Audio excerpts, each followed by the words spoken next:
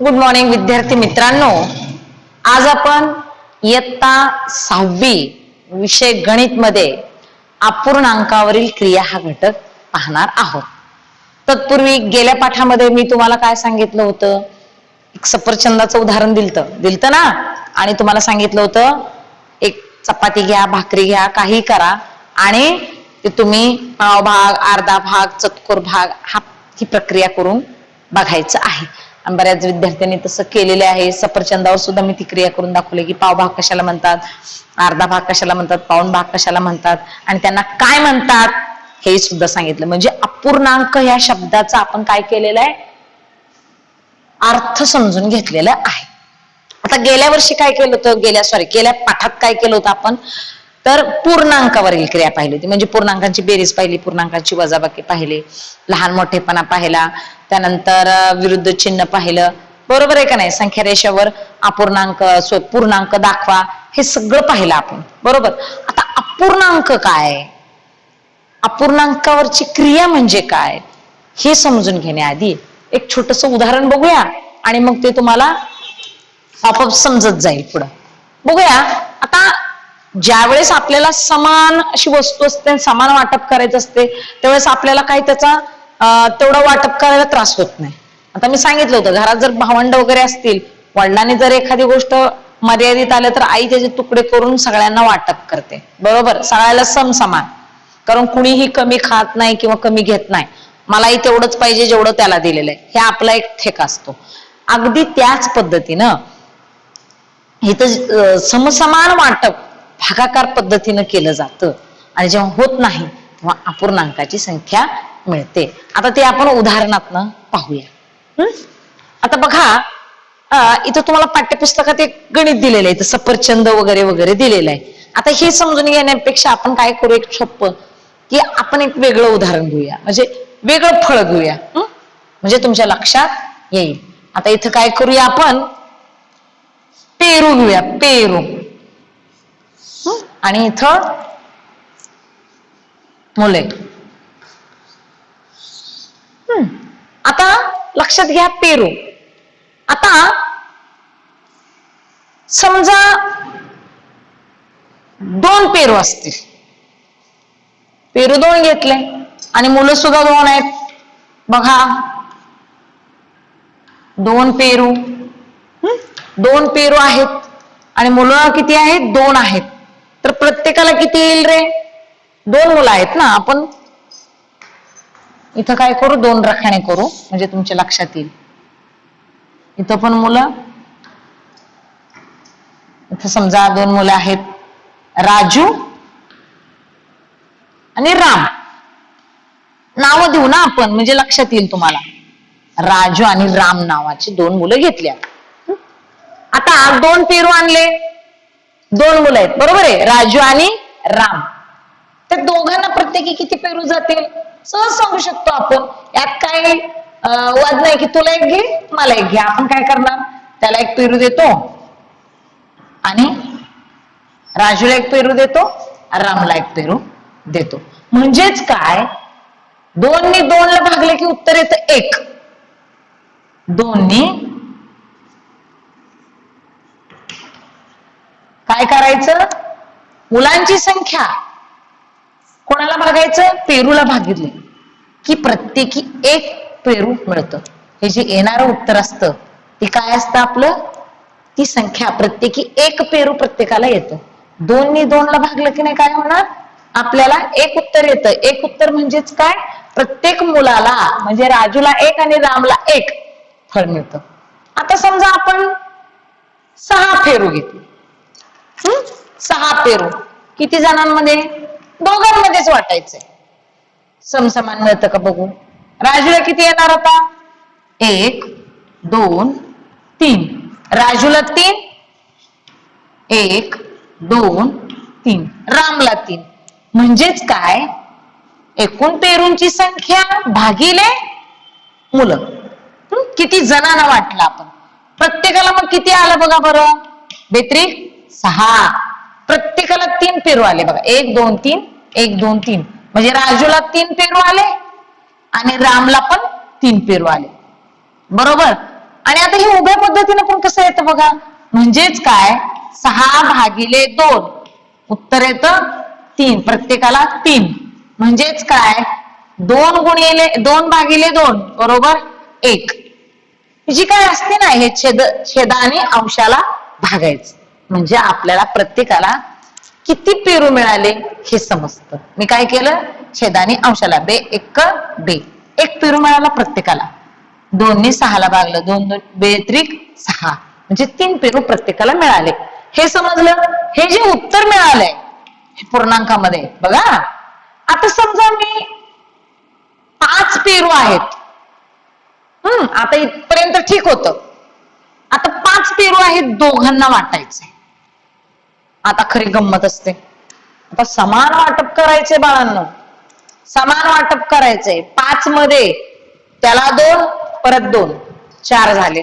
1 पेरू राहिला शिल्लक, 2 2 गेले, 1 पेरू शिल्लक राहिलाय. मग एकामध्ये काय करावं लागेल, परत अर्धा. एकाला 1 देऊन टाकायचं नाही चालणार, भांडण होईल ना.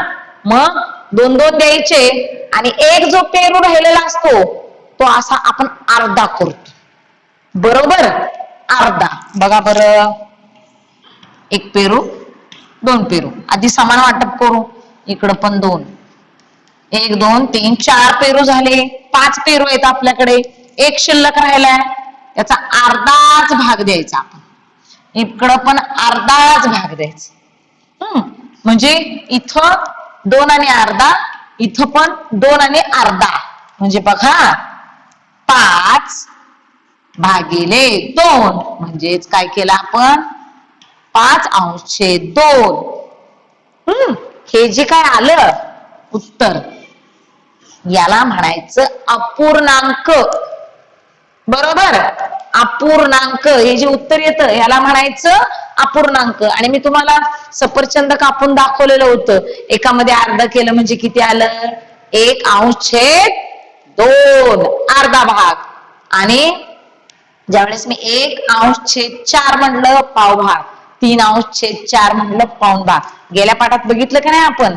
तसंच यामध्ये दोघांना आणि आपल्या व्यवहारी भाषेमध्ये बघितलं तर 2.5 बरोबर आहे ना. याला 2.5 याला 2.5 बरोबर आहे ना. 2.5 पेरू आले त्यांना, आपण म्हणतो तुला 2.5 मला 2.5. हे कळतं पण लिहायचं कळत नाही ना. याला जे म्हणायचं याला म्हणायचं अपूर्णांक.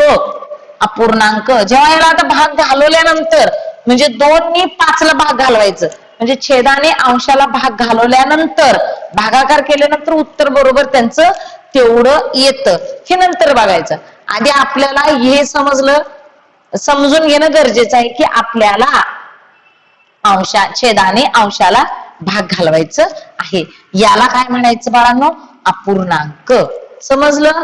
आता पुढे बघा, ज्या वेळेस अशी गणित येतात अपूर्णांकाची, त्यावेळेस आता बघा 5 पेरू किती जणांना वाटली, 2 जणांना. म्हणजेच काय केलं आपण, काय केलं 5/2. 2 ने 5 ला भागाकार केला, म्हणजे काय बघा 2 ने 5 ला भाग घालवला आपण. 5 भाग घालवला.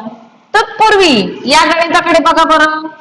याच्यामध्ये अंश आणि छेद, याला म्हणायचं अंश आणि याला म्हणायचं छेद. जेव्हा अपूर्णांकामध्ये छेदापेक्षा अंश मोठा असतो, मी काय सांगते बघा, जेव्हा छेदापेक्षा अंश मोठा असतो तेव्हा त्या अपूर्णांकाला काय म्हणतात माहिती का मुलांनो, अंशाधिक अपूर्णांक म्हणतात. याला काय म्हणायचं, अंशाधिक. अंश मोठा आहे ना, अंशाधिक अपूर्णांक असे म्हणतात. काय म्हणतात बाळांनो, अंशाधिक अपूर्णांक असे म्हणतात. कधी म्हणतात अंशाधिक अपूर्णांक, जेव्हा छेदापेक्षा अंश मोठा असतो.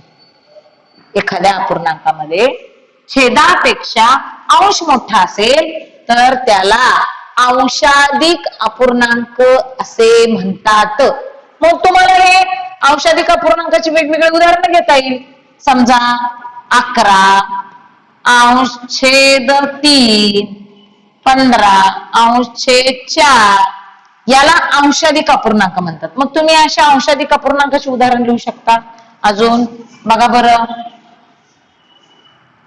7 अंश छेद 3, 5 अंश छेद 2 याला म्हणायचं अंशाधिक अपूर्णांक. जेव्हा छेदापेक्षा अंश मोठा असतो तेव्हा त्या अपूर्णांकाला अंशाधिक अपूर्णांक असे म्हणतात. आता अशा अंशाधिक अपूर्णांकाचं पूर्णांक युक्त अपूर्णांकात रूपांतर करायचं. मी काय म्हणते लक्षात घ्या. अशा अंशाधिक अपूर्णांकाचं म्हणजे याचं पूर्णांक युक्त अपूर्णांक म्हणजे मगाशी आपण काय केलं होतं, 5 अंश छेद 2.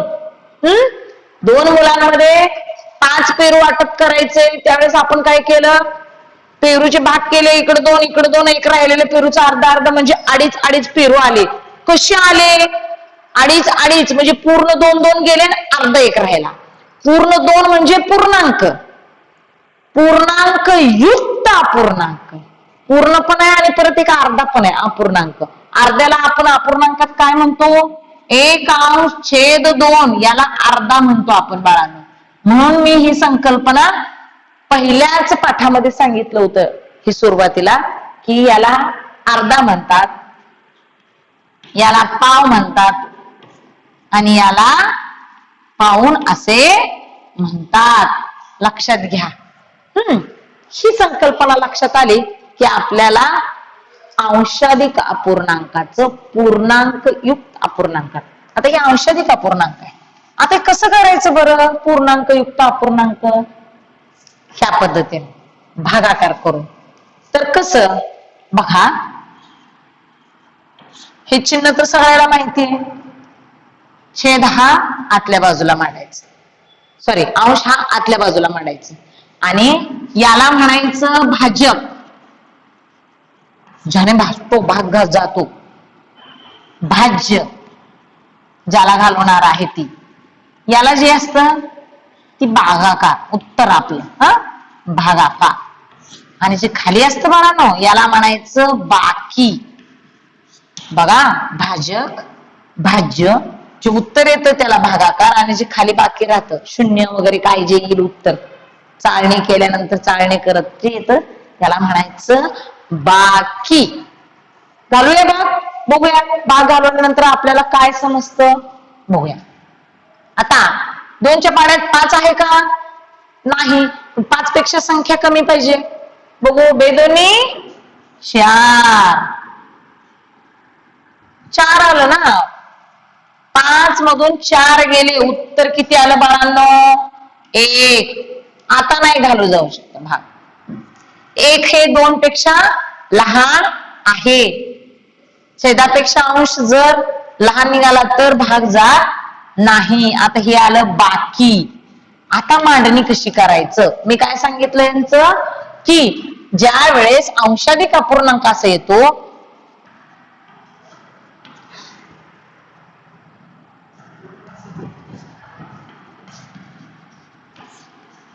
अपूर्णांकाचे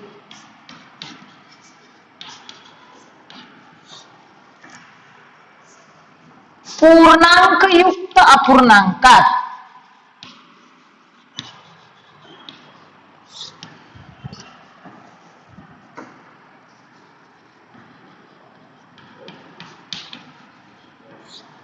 रूपांतर करा.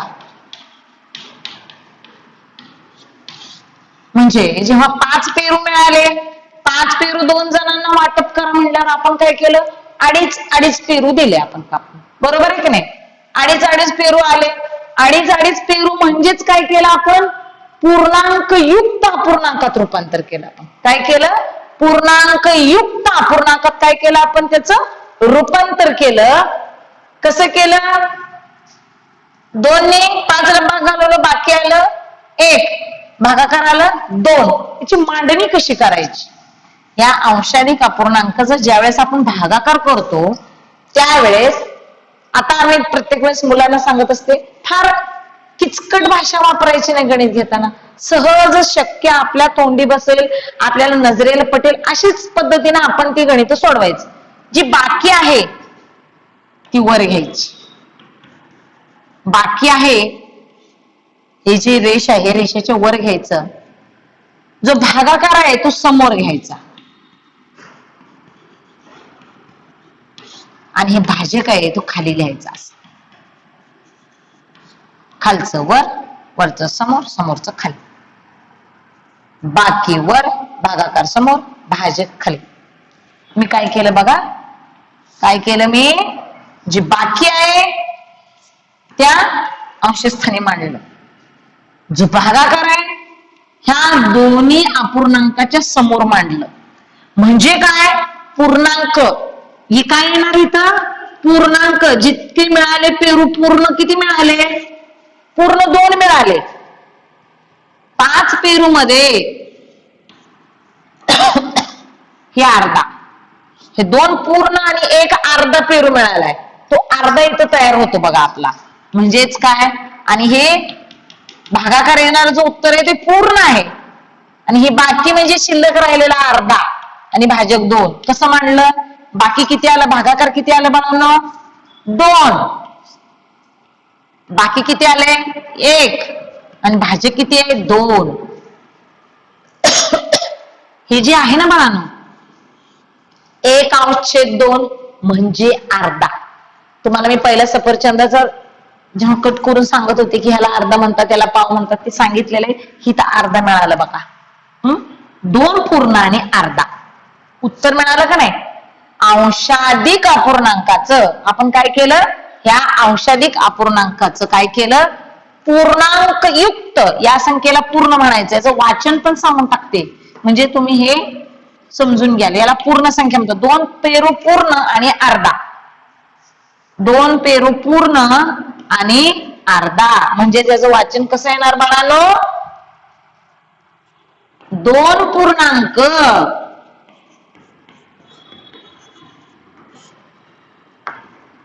1/2.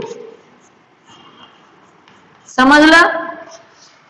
2 पूर्णांक 1/2 म्हणजेच किती, जो उत्तर कसं आलं, 2 पूर्णांक 1/2 म्हणजेच किती, 2.5. बरोबर आहे का नाही.